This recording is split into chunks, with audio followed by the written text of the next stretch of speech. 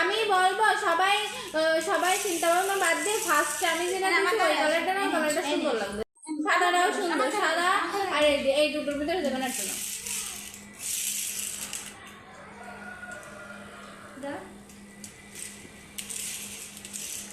দেখো সবাই কি আপরে তো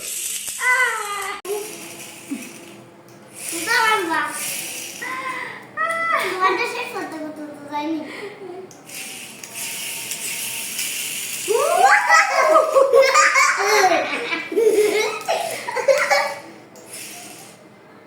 আমাদের ব্যাকআপ লাগলো